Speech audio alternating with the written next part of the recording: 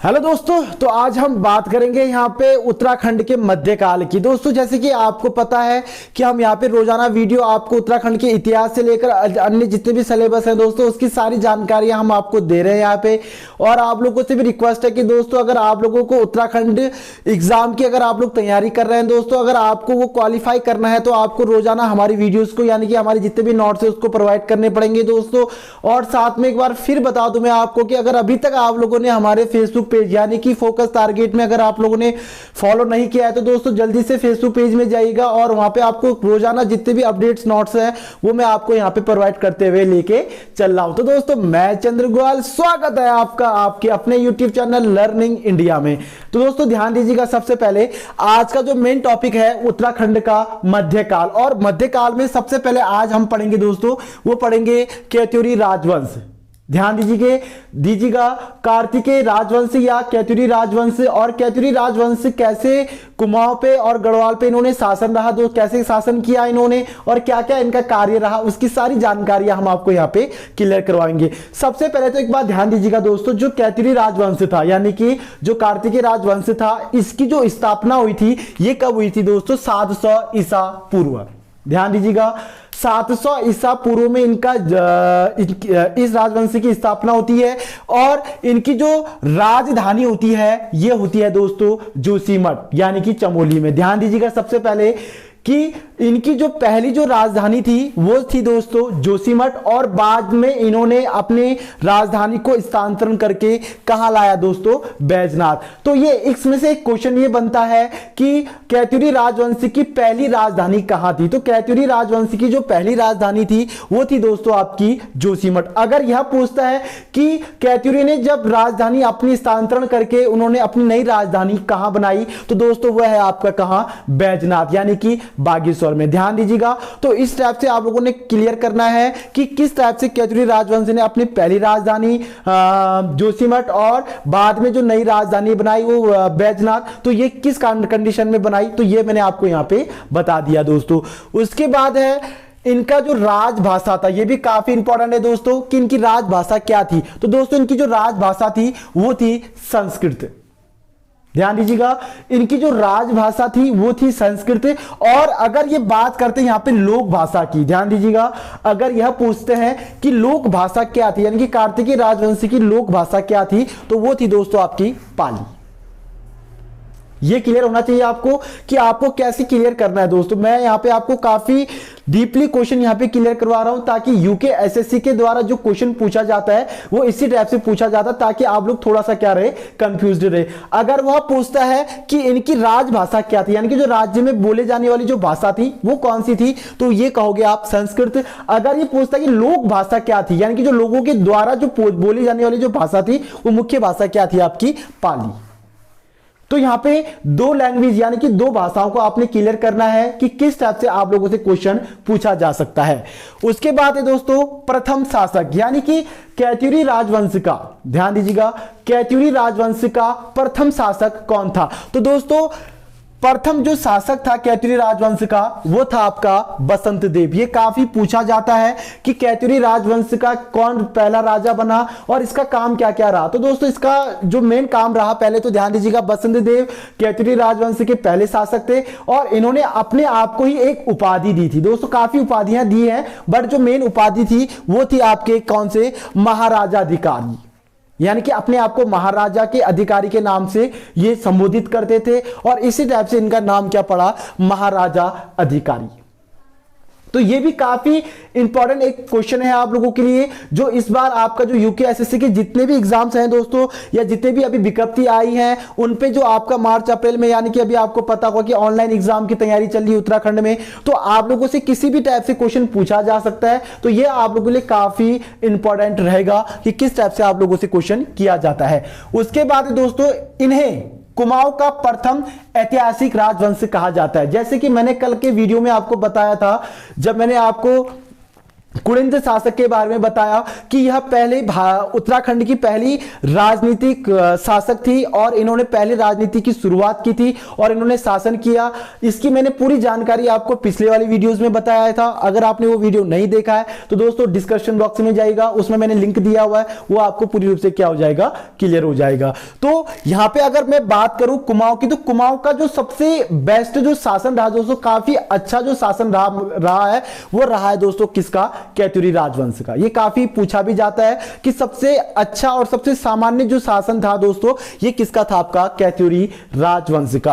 और इन्हें कुमाऊं का पहला क्या माना जाता है, ऐतिहासिक वंश भी माना जाता है। ये काफी पूछा गया क्वेश्चन है दोस्तों, ये यूकेएसएससी में भी पूछा जाता है कि कुमाऊं का पहला ऐतिहासिक राजवंश कौन सा था। तो दोस्तों या तो कार्तिकेयपुर या इसे आप कह सकते हो कैथुरी राजवंश, ये भी पूछा जाता है। और इसका उल्लेख कहां पे किया गया है दोस्तों, ध्यान दीजिएगा, इसका जो उल्लेख किया गया है ये किया है बैजनाथ ताम्र में, यानी कि बैजनाथ में कुछ ताम्र मुद्राएं पाई गई हैं, कुछ ताम्र सिक्के पाए गए हैं दोस्तों। और उस सिक्कों में जो उल्लेख किया गया है कि इनका जो सबसे सामान्य जो और सबसे बेस्ट जो कुमाऊं का शासन रहा हुआ है तो ये कैथुरी राजवंश के अकॉर्डिंग रहा हुआ है और इनको ऐतिहासिक वंश भी कहा जाता है। तो ये पॉइंट आप लोग बिल्कुल ना भूलिएगा क्योंकि ये पूछा भी जा सकता है दोस्तों।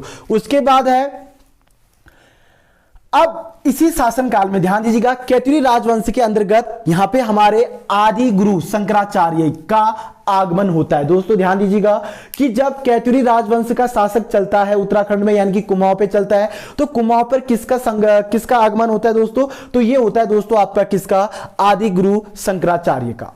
और जब इन्होंने इस वंश के अकॉर्डिंग जब ये उत्तराखंड में जब इन्होंने आगमन किया दोस्तों, तो इन्होंने 2 से 4 काम काफी बढ़िया किए, जैसे केदारनाथ, बद्रीनाथ, जितने भी हमारे बड़े बड़े धाम हैं उन मंदिरों को पुनर्निर्माण कराया दोस्तों। उससे पहले हमारे यहाँ शासक जो चलता था दोस्तों, सबसे ज्यादा चलता था बौद्ध धर्म का प्रचलित हुआ करता था। उस समय बौद्ध धर्म काफी इंपॉर्टेंट था दोस्तों, तो बौद्ध धर्म का काफी प्रचलन चलता था। तो इस धर्म को समाप्त करने के बाद इन्होंने जो उत्तराखंड में यानी कि कुमाऊं और गढ़वाल की बात करूं मैं, तो इन्होंने हिंदू धर्म की क्या की थी, शुरुआत की थी। तो यह भी पूछा जाता है कि कुमाऊं पे हिंदू धर्म की शुरुआत किसके द्वारा की गई, तो दोस्तों वो की गई किसके द्वारा, आपके आदि गुरु शंकराचार्य के द्वारा। जब इन्होंने उत्तराखंड में यानी कि कुमाऊं और गढ़वाल में इन्होंने जब आगमन किया दोस्तों, और इसी के कारण इन्होंने यहां पे कुमाऊं में हिंदू धर्म की क्या की, शुरुआत की।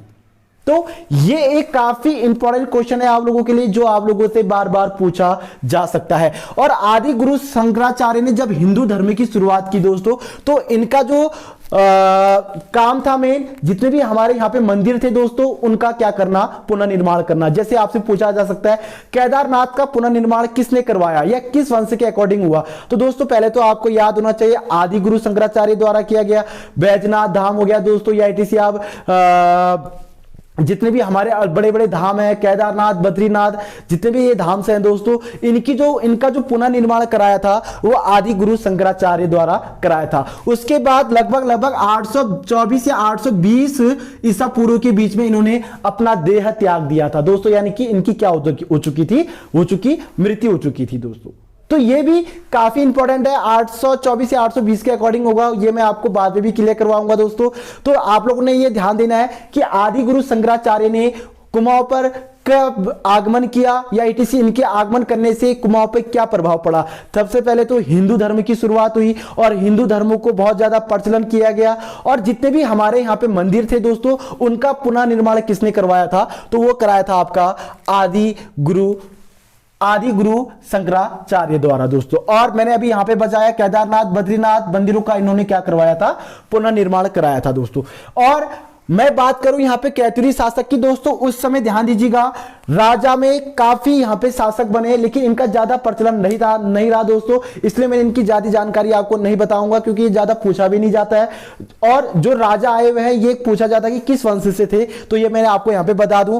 पहले थे दोस्तों खरपदेव, ये पूछा जा गया है कि खरपदेव किस शासक के अकॉर्डिंग आए या किस शासन या किस राजवंश के अंतर्गत थे, तो खरपदेव थे दोस्तों आपके कैथुरी राजवंश के अंतर्गत। उसके बाद निम्बर, शैव धर्म, ये जितने भी निम्बर धर्म या शैव धर्म जो आए दोस्तों ये कैथुरी राजवंश के अंतर्गत आए। और ये धीरे धीरे दोस्तों ये आपस में एक कह सकते हो कि ये आपस में टूटे फूटे, मतलब कह सकते हो कि काफी इनका एक आपस में बिजोड़ रहा, और आपस में इनका काफी संघर्ष चला दोस्तों, और करते करते करते करते लास्ट जो केतुरी राजवंश का अंतिम जो राजा बना दोस्तों, वो बना ललित पुत्र भूदेव। ध्यान दीजिएगा, यानी कि केतुरी राजवंश का जो अंतिम जो शासक बना दोस्तों, ये कौन बना आपका अंतिम राजा ललित पुत्र भूदेव। इसका क्या बना दोस्तों, अंतिम राजा बना। ये भी आप लोग ध्यान दीजिएगा, पहले जो राजा थे यानी कि जो प्रथम शासक थे वो बसंत देव थे, और जो अंतिम जो शासक थे वो कौन थे दोस्तों, भूदेव। तो ये 2 पॉइंट आप लोगों को याद करने हैं कि भूदेव किसके पुत्र थे, तो ये थे दोस्तों ललित पुत्र के। ये पूछा भी जाता है कि भूदेव किसके पुत्र थे या किस वंश के थे, तो ये पूछा जाता है दोस्तों कार्तिकेय राजवंश के, और यह ललित देव के क्या थे या ललित पुत्र के क्या थे दोस्तों, ये पुत्र थे। यानी कि ललित पुत्र के पुत्र कौन, भूदेव। तो ये पॉइंट आपको याद करने हैं। और इन्होंने जो सबसे बड़ा काम किया दोस्तों, वो किया आपने आपका बैजनाथ। ये अभी अल्मोड़ा बागेश्वर के मध्य में है दोस्तों। उस समय बागेश्वर जो हुआ करता था वह अल्मोड़ा के अंतर्गत हुआ करता था, तो अभी आप ये कह सकते हो कि वह अल्मोड़ा और बागेश्वर के अंतर्गत है। और बैजनाथ धाम की जो स्थापना की या बैजनाथ धाम का जो निर्माण किया दोस्तों, ये किसके द्वारा किया गया, तो ये किया गया भूदेव के अंतर्गत। ये थे दोस्तों काफी पॉइंट जो मैंने अभी आपको बताए, 4 से 5 पॉइंट। अगर आपको बेटर लगा होगा तो दोस्तों चैनल को सब्सक्राइब कीजिएगा, साथ में वीडियो को लाइक कीजिएगा, ताकि ऐसी वीडियोस में आपको कंटिन्यू यहां पे प्राप्त दे सकूं। और साथ में एक बात फिर बता दूं दोस्तों कि इनका जो संघर्ष चला वो चलते रहा और ये चलता गया। उसके बाद यहां पे जो आगमन रहा वो रहा दोस्तों किसका, चंद्रवंश का। चंद्रवंश का अंतिम शासक रहा, और उसके बाद फिर हमारे उत्तराखंड में आधुनिक उत्तराखंड की क्या हो चुकी थी, शुरुआत हो चुकी थी। यानी कि आधुनिक इतिहास काल की शुरुआत हुई थी, जिसमें गोरखाओं ने क्या किया दोस्तों, आक्रमण किया। तो इसके बाद यानी कि पहले हम पढ़ेंगे दोस्तों चंद्रवंश आपको क्लियर करवाएंगे। चंद्रवंश जैसे क्लियर होगा उसके बाद फिर हम आपको गढ़वाल में यानी कि गोरखा वंश की क्या कराएंगे, यहां पे शुरुआत कराएंगे। गोरखा कैसे आए और यह इन्होंने क्या क्या कार्य किया और इनका शासन कब से कब तक चला, इसकी सारी जानकारियां मैं आपको इसी वीडियोस में दूंगा। और आप लोगों से रिक्वेस्ट है दोस्तों कि अगर आपको कंटिन्यू इस टाइप से क्वेश्चन चाहिए तो आप हमारे प्लेलिस्ट में जाइएगा, उसमें सारे वीडियोस आपको कंटिन्यू वाइज क्लियर करवा रखे हैं दोस्तों। तो दोस्तों वीडियो पसंद आया तो दोस्तों सब्सक्राइब और लाइक करना बिल्कुल भी ना भूलिएगा, और जितने भी वीडियो हमारे छूटे हुए हैं उनको भी देख लीजिएगा आप लोग, ताकि आपको पूरा कॉन्सेप्ट वाइज क्या हो, क्लियर हो। तो दोस्तों जय हिंद, जय भारत, जय उत्तराखंड।